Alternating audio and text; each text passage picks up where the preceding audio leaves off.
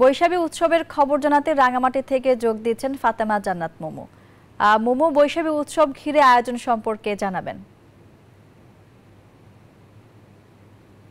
মনি, আমি আছি এখন রাঙামাটির ত্রিপুরাপল্লীতে।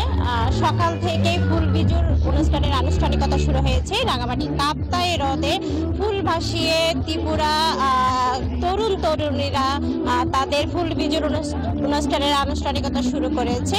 এই ফুল বিজুর পরেই হচ্ছে তাদের মূল বিজু, এবং মূল বিজুর পরে হচ্ছে গৈজা বৈজা, এরপরে হচ্ছে সাংরাই মানে অর্থাৎ জলখেলি উৎসব। এইসব উৎসবের মধ্য দিয়ে মূলত হচ্ছে নতুন বছরকে বরণ এবং পুরনো বছরকে বিদায় জানানো হয়, যার কারণে রাঙামাটিতে হচ্ছে অর্ধ মাস ব্যাপী হচ্ছে এই বৈশাখী উৎসব পালন করা হয়। আমার সাথে আছে রাঙামাটি ত্রিপুরা কল্যাণ ফাউন্ডেশনের বিকাশে কম খরচে ক্যাশ আউটের লিমিট বেড়ে 50,000, প্রিয় এজেন্টও 2টা। আহ্বায়ক ঝিনুক ত্রিপুরা, আমরা তার সাথে একটু কথা বলতে চাই। এই ফুল বিজু উৎসবটা আপনারা কেন পালন করেন? ধন্যবাদ মুকে। আমি হচ্ছে ত্রিপুরা কল্যাণ ফাউন্ডেশনের সহসভাপতি।